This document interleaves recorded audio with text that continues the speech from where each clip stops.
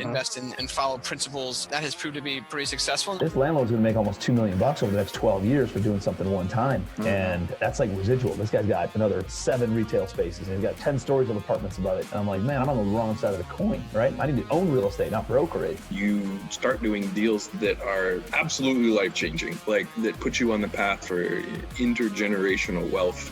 Welcome to the Real Estate Home Runs podcast. I am your host, Luis Vanderhorst. This is a podcast for busy professionals who want to learn about passive income producing strategies that have helped others crush it in the real estate world. Whether you are a new or seasoned real estate investor, this is the podcast for you. Hello and welcome to the Real Estate Home Runs podcast. Today's guest is Damion Lupo, best-selling author of a dozen books on personal finance, investment, and retirement strategies. Damion is on a mission to free 1 million people from financial bondage. He hosts the Financial Underdogs podcast, ripping conventional wisdom apart for the Main Street investor looking for truth about money and investing. Not only has he started 50-plus companies, he even founded his own martial art, Yokido. Damion developed the ultimate investor retirement tool called the eQRP. His strategy gives individuals total control of their retirement money to invest in assets like real estate, gold, and crypto. Welcome to today's podcast. All right. Welcome back to the Real Estate Home Runs podcast, everyone. Today we have a special guest, Damion Lupo. I've been getting your emails, communicating through that, but really excited to learn more about EQPR and what you have to offer and just hearing your story. So thank you, Damion, for joining. Yeah, man. I'm glad to be here. Thanks for the opportunity. Awesome. So question number one, just tell us a little bit more about yourself and how you got started in real estate. So I'm one of those serial entrepreneurs. I've had 50 plus companies that I've launched and grown, and some I've blown up. And that started when I was 11, and a few that I did when I was before I became an adult. But interestingly enough, when I was 11, I actually hired my parents. So I became the parent in a weird way at 11, hiring them because I was doing what entrepreneurs do. We find problems, we solve them. And my problem was my parents told me we were broke. And I said, I don't buy into that. I want to figure out how to make some money and buy some Nintendo games because video games were the thing to do. And that just led to other things over the years. And it ended up where I was curious about real estate back in 99. And I read a book by Donald Trump previous to him becoming president. And I got really excited about that. So I went out and went to a seminar and had an infomercial that led me to that seminar. And I did what they told me to do. And so that turned into 150 houses over a few years that I purchased in 7 different states. And it's just a lot of doing what people told me. And I think that's one of the big things, the lessons that I learned was when you're first starting out. I've heard really smart mentors tell me this for years. They'll say, just do what I've done. And then if you want to change it, fine, but do it my way first. And what I see a lot of people doing that fail is they go out there and they say, well, I'm going to make it all up. I'm going to learn, but then I'm going to twist it. And my suggestion is take the model that worked, do it first and then twist it. But if you try to twist it all, you have nothing to base it on. And that really gets people into a lot of trouble and wastes a lot of time. That's good. Find the wheel and go with it. Don't try to reinvent it. I think that's an important thing for people. There's so many models. It doesn't matter what business you're in. If you're in real estate or you have a tech startup, or fintech, or whatever you're doing, you could be selling pencils. There's somebody that's made $1 billion in that business, in that industry. And all you have to do is go model it. And it's really funny because people say, no, everything's different. No, it's not. Listen to Jim Rogers. He's almost 80 years old and he's one of the smartest investors in the world. And he recently said on a podcast, and I've studied him and listened to him and read his books for decades. And he says, look, it's all the same stuff. It just happens over and over. So if you want to predict the future, go deep into the past. You'll know what's going to happen. And that's very, very true. People think it's different and they had to come up with some new model and some algorithm. The reality is it's the same thing. It just slightly different, meaning it rhymes. Like Mark Twain said, history just rhymes over and over again. That's really powerful. And it seems like some people forget about the past, but there's a lot of meaning in what you said, that the more we understand the past, the more that we can predict where the future is. Yeah, the idea is that the further you go back, the further you can see forward. And what people tend to do, it's like the great financial crisis of 2008. People have already forgotten about it. They think, oh, everything's just going to keep going. So a lot of times people are looking at real estate and they say, look, it's awesome. I'm successful. I'm super smart. And I'm like, you've been investing for 6 years. You have no idea what an actual cycle looks like. All you've seen is an artificial bull market. And it doesn't mean that your model is wrong, but you're not looking further far enough past to really understand what's going to happen, because market cycle, like things going up, and I get it, it's crazy right now in real estate and in commodities and stocks, like really everything's in a bubble. Bubbles do one thing. They go up and they blow up. And when they blow up, it's very, very painful for most people. But then there are some people that make a fortune. So keeping that in mind, it's just really important. And how do you do that if you're like, well, I wasn't there? That's where you go find bald, gray-haired people that have been through cycles, not because they know everything, but because they emotionally have the intelligence that you don't have if you haven't been through the cycles. So whether you're 20, 30, 40, 50 years old, if you haven't actually gone through and invested, run businesses in the 90s, the 2000s, that do that, and like when these things crashed, if you don't have that experience, you must have a mentor that's been through it so they can help guide you through, because when those things crash, you won't have a clue what to do. I know this because in 2008, I lost a $25 million position and went from 20 million to -5 in 12 months. That taught me a lot. And I'm not suggesting that you have to do that, but you absolutely have to have somebody around you that's gone through it, or you'll get frozen. It's like being in a timeout box indefinitely. And there's no real way to go through that without going through it unless you have somebody that's bald or grayer than you. I like that. So tell us about eQPR. Let's say to someone that has no idea what it is, this is the first time they're hearing about it. How can they use that to leverage what they're doing in real estate? Well, the eQRP is a real estate retirement account. It's the enhanced qualified retirement plan. And what this means to you is that if you're trying to figure out how to invest and you're running out of money, which everybody does at some point, you run out of money, then you've got an option to be able to help other people invest their retirement money. You also may have some retirement money yourself, and you're like, okay, well, I have an IRA or a 401k, and it's stuck in the Wall Street casino. The eQRP is a tool that allows you to invest your money and other people's money in real estate, gold, crypto, all these real assets, not just the fake paper assets on Wall Street. So what it is, it's total control. It's you having a checkbook with your money. You're in charge. You can hold and acquire assets. You can get other investors to work with you on your deals. And it's really just about you owning your life and not just putting it in somebody else's hands and hoping it works out. I call that smoking hopium, and really not a very good strategy, because at the end of the day, hope is not going to get you where you want to go. You've got to actually do the work and have the right tools. Take action. Yep. And for your company and stuff, you guys help investors be able to set up an account and be able to invest it. Do you work as like a custodian or more like a consultant? We set up the plans and then we provide the compliance advice. So the really cool thing about the eQRP is we're the exclusive provider. The eQRP company is the only one in the country that sets up the account. There's nobody else that can, because we created these. And ultimately what we're doing is we're handing the keys over to somebody to drive. The client's in charge. There is no custodian. The client is the trustee. It's a similar role, but you actually get to wear the driver's hat and be in charge. So very different than an IRA where you have a custodian and you're stuck hoping that they'll do what you want them to do, usually charging you way too much for a huge amount of pain.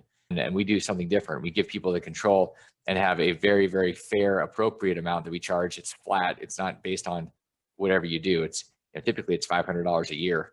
And that that covers all the compliance and all the support.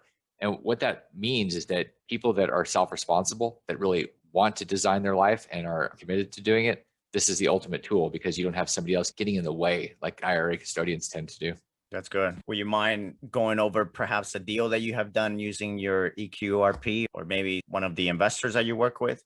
Yeah, so we have thousands of investors that have invested their eQRPs, and there's close to $1 billion invested in eQRP assets right now. Everything from physical gold and silver, apartments, residential assisted living, land in Costa Rica, coffee farms in Panama, chocolate farms in Belize, syndications in all sorts of things, flipping houses, Bitcoin, Ethereum, private notes.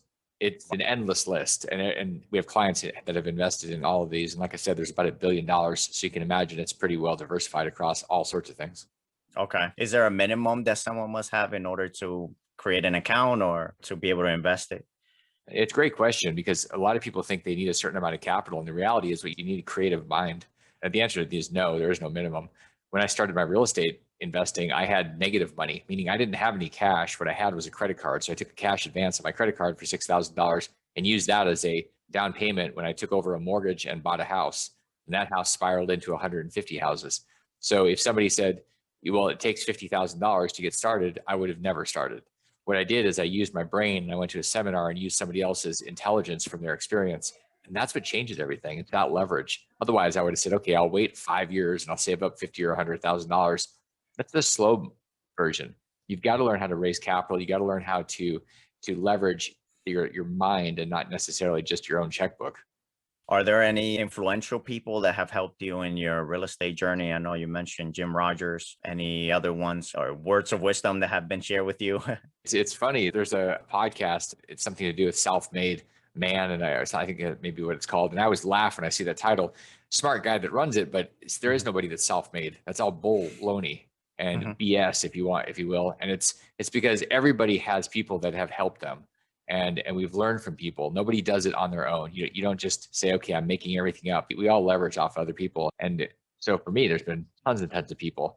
People, everybody from Donald Trump to Robert Kiyosaki, Oprah, Jim Rohn, Tony Robbins, Brian Tracy. Like, there's a million people that I've studied. Ray Dalio, his book Principles, all my martial arts teachers. There's so many influences that, and this actually leads to a really important topic, and that is the influences you choose to have in your life. Because most of us are running by default. We just happen to have people around us that influence us. We absorb them. Jim Rohn said it years ago, and many people have followed, that you are the average of the 5 people around you. And the truth is, most of us don't choose that. We just by default have 5 people around us, and then guess what? We're the average. So sometimes for most people, and not even sometimes, all the time, if you're not conscious, you're going to have a life that's a default life. It's not going to be by design. That's a choice. So picking those influencers, and if you say, well, I don't know anybody, you know what? It's really easy. It's called Amazon. Buy the books and absorb and immerse yourself in other people's wisdom and their experience, and everything will change. That's good. Yeah. And listen to the Real Estate Home Runs podcast. Make sure to download it and listen to the guests here. I know you also have a podcast as well. You want to talk about what some of the topics that you discuss in your podcast? Yeah. So the podcast is FU. It's Financial Underdogs. And it's a raw, cutting edge conversation where most of it is me with commentary talking about what's going on in the investing with the Federal Reserve, with people in real estate. It's talking about personal development. So it's taking everything that I really have done and not just a theory, but the actual practical applications and implications of what's going on macroscopically, economically, and micro and personal decisions. And I dig into it. I don't cut. It's not a sugar-coated puff piece. It's reality. It's raw. It's a little bit, I would say it's confrontational sometimes. It's definitely something that's going to rub people because it completely blows up conventional wisdom. And unfortunately, most of our system is conventional wisdom. It's mainstream media saying things that don't really help people, just help system to feed on people. And the systems, that's not really helping anybody. So this is a different type of conversation to help people improve their lives and take control of their lives. That's good. Yeah. Because the system is designed to keep us tied to the system, not being independent and being able to think outside the box, and being able to control our time and our funds. So that's good.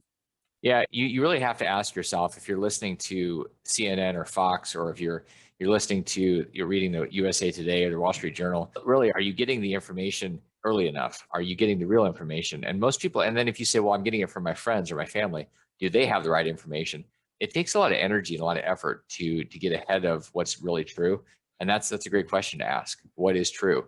And most of the stuff that's right in front of you, whether it's Facebook or the media, it's lies. It's just nonsense, and it's marketing. It's not true. So I think it's important for us to ask and challenge the narrative. What is actually true? Now with tech, there's so much that's being censored and blocked. And look, censoring is blocking information. That's all it is, whether it's private or public information. And nowadays, we don't get accurate information. What we get is people's opinions, and then it's carved up as accurate information based on the narrative that's official. When we have an official narrative by government and by big organizations that control media, that's called communism. And that's what things are turning into in America. And we've got to be willing to look beyond just the headlines or the Google search or the Facebook and step away and say, okay, where am I going to go? I'm going to go to this podcast, talk to real people, listen to real people. It's a choice. Everybody gets to make it. Have you noticed any non-conventional ways or strategies that investors are starting to tap into recently that maybe was not known before or done? Well, right now, there's all sorts of ways to raise money, and that's changing. It's changed over the last 10 or 15 years, where regardless of how big your deal is, what you're doing, if you want to go put the money together, you don't need to save up money. And there's a lot of crowdsourcing options now. You can use retirement accounts, other people's retirement accounts, get investors to put in $100 or $100,000. And so really, there's everything under the sun is available for sale. You can go and invest. The difference is capital right now is just everywhere. And when people say, I don't know where to find the capital, Well, that's a very disempowering question. The question is, how do you find it? Well, you go figure out who's actually raising it and then model what they do.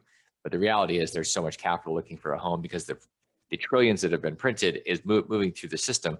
It's looking for a home. So if you're an investor and your problem is you've got deals but no capital, that's just a change in thinking because the capital is there and it's abundant. Second to last question. What are 3 things that have helped you hit real estate home runs, singles, doubles in your life, whether it be from mindset to like deals you have done that you learned a few things from them or anything you want to share? Yeah, I can tell everybody that the most important thing is to give yourself enough time horizon and runway to be able to do something. We tend to way overestimate what we can do short term and way underestimate long term. And in short term, we run out of money. It doesn't happen. It's like being a farmer. You really have to decide, hey, I'm going to go plant the seed and then give it time to grow. And if you say, well, I'm hungry, I'm just going to go kill something. Well, you can do that, but that's like flipping a house. Flip the house, you got to go kill another house. And it never ends. If you're willing to be a farmer, the big thing for me was I made tons of money in real estate when I was farming. When I decided to go make quick kills flipping, I got my ass handed to me. And that was because I was out hunting. And there are dry spells in hunting and things you can't really predict. But when you're in alignment and in harmony with nature, that's called farming. When you plant a seed and you nurture it, you nurture yourself, you become a good steward of the seed. And then amazingly enough, nature and the universe takes over and helps grant you all this fruit. And so that was one of the big things. It was really the mindset that there's longer term is going to serve me better than shorter term. And if you look at Asian cultures, you'll notice that a lot of, whether it's Japan or China, they have 100-year plans, where in the United States, we have quarter plans, or maybe we have an annual plan, but it's far too short to really develop and allow things to work with you. So the timing thing is huge, and to always be a student and to be willing to say, I have no idea. I'm going to go into this space and learn, never stopping that. I got into trouble when I decided I knew everything. That's where things really get you in trouble big time. So I think those are a couple of things that are important. And then spending time with people that are absolutely way ahead of you and not thinking that if you're the smartest person in the room, you're in deep trouble. Go find new friends. Yeah, absolutely. And how can people stay in contact with you, learn more about eQRP or what you're up to? Best thing to do is to reach out, go to eqrp.co, and learn more there. I mean, you can find me if you want to reach out to me personally. You can find me on LinkedIn. But what we do with the retirement stuff is really valuable for you, for people you know. And going to eqrp.co, if you want to learn, if you're like, hey, I want to learn right now, just text the word eQRP to 72,000, and you'll get a downloaded report where you can take that report and learn the nuts and bolts and how this can help you invest and raise all the money that you ever wanted. So texting the word eQRP to 72,000 and you'll get started right there. So that's the action step for today. Awesome. Hey, thank you so much for your time. I really appreciate it. Appreciate you having me. Thanks so much. We hope you enjoyed this interview and got some value out of it to help you in your real estate investing journey. If you can take just a minute, please do us a favor and leave a review. Hit the like button on iTunes or whatever platform you listen to our podcast on, and subscribe so you can hear future episodes. Also, don't forget to check out our Real Estate Home Runs Podcast Community Facebook group, where you are able to connect with some great listeners. If you're an investor who is crushing it and want to share some information centered around passive income in real estate, please contact us. Hit those home runs, and we will see you next time.